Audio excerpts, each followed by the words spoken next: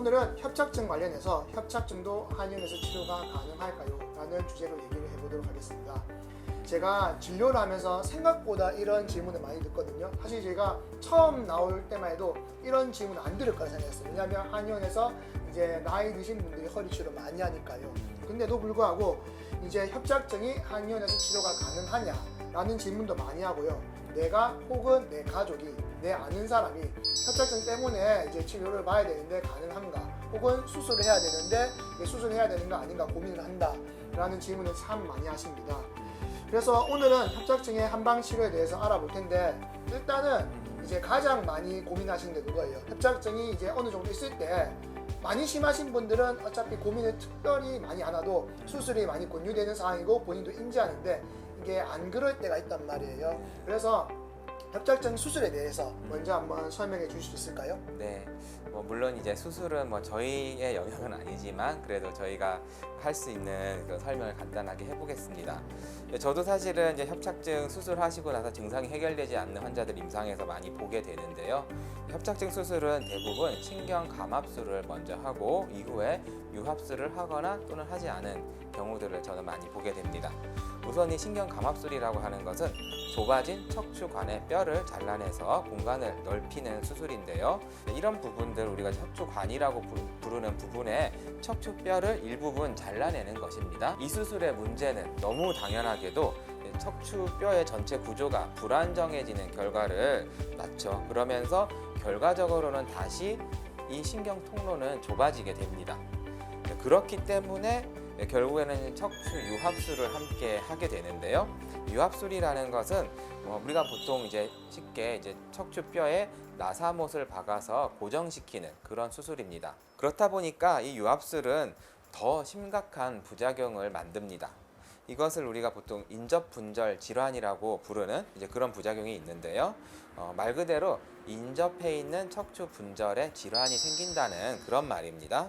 조금 더 쉽게 설명을 해보겠습니다. 자, 이렇게 척추뼈는 이제 서로 여러 개의 뼈가 있고요. 그래서 이렇게 분리가 되어 있는 이유가 있습니다. 그래서 이제 각각 움직여야 되는데 2개 이상의 척추뼈를 나사못으로 고정을 하게 되면 그 고정한 척추뼈는 하나의 큰 뼈 덩어리가 되어버립니다. 당연히 여기서 문제가 생기겠죠.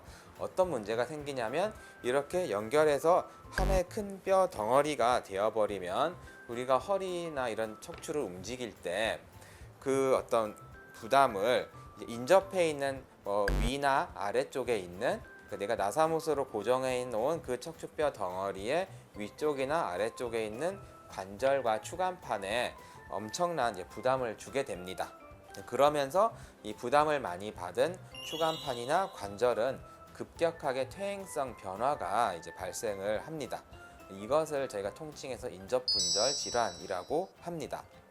그렇기 때문에 저는 협착증 환자들이 수술하고 나서 똑같이 아프다 또는 더 아프다라고 말씀을 하시는 것은 당연한 결과라고 설명을 합니다. 자, 그러면 이것을 어떻게 치료를 해야 되는지 제 생각을 말씀드리겠습니다. 협착증은 주로 50대 이후에 유병률이 높은데요. 척추를 지지하는 근력이 약해지고 구조가 불안정해지는 것이 근본적인 원인이기 때문입니다.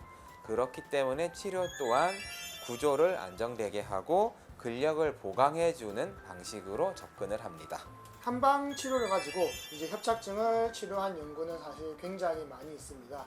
그중 몇 가지만 조금 읽어보면 추가 협착증에 대한 공약침 병행 치료 효과의 임상적 연구, 자거 대용량 약침 및 한의학적 치료를 적용한 척추관 협착증 증례 보고, 증례 보고는 정말 더 수도 없이 많고요. 다른 여러 가지 방법에 대한 연구 결과들이 나와 있습니다. 단지 협착에 의한 증상이 엄청 심한 경우 사실 잘 없습니다.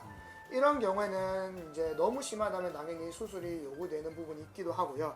대부분의 경우에서는 단지 협착증뿐만 아니라 척추 주변의 근육, 이제 척추 주변에 둘러싸고 있는 안쪽에 있는 다혈근이나 밖에 있는 길근, 그리고 둔근, 그리고 혹은 이상근, 이런 것들에 의한 증상이 더 많이 발생되기도 하는데요. 그래서 한방의 침이나 약침을 통해서 이것을 풀어주면 그래도 조금 나아진다, 점점 나아진다 라고 얘기하는 경우도 많습니다. 아까 방금 얘기한 이상근 같은 경우에는요, 조금 많이 걸으면 다리가 저린다, 다리 뒤가 당긴다. 이처럼 협착증과 굉장히 유사한 증상이 나올 때가 많습니다. 똑같이 이제 파행이라고 하는데 많이 걸을 때 증상이 심해지는 경우도 있고요.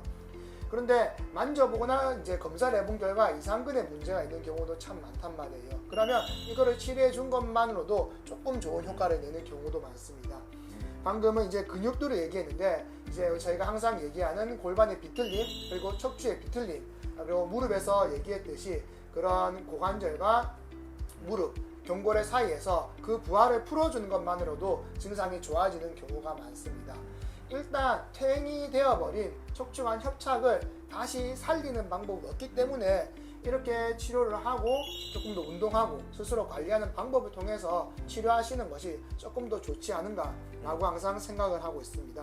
그리고 한방에서는 이것 말고도 내선 치료, 온열 치료, 부항 치료, 뜸 치료, 그 다음에 만약 몸이 약하신 경우도 있거든요. 나이가 많으신 경우에는 밥을 잘 못 먹는다든가 혹은 잠을 잘 못 잔다든가 혹은 이제 체질적으로 이제 조금 불편한 데가 있다든가 그런 경우에는 그런 것을 개선함으로써 내 몸의 면역력과 기력을 올리고 조금 더 증상을 좋아지게 하는 방법도 있습니다. 이렇게 오늘 저희가 이제 협착증 어떻게 한의원에서 치료할 수 있는지 저희 생각 그리고 정보 많이 알려드린 것 같습니다. 또 다음에 영상 준비해서 찾아오겠습니다. 구독, 좋아요 꼭 부탁드립니다. 감사합니다.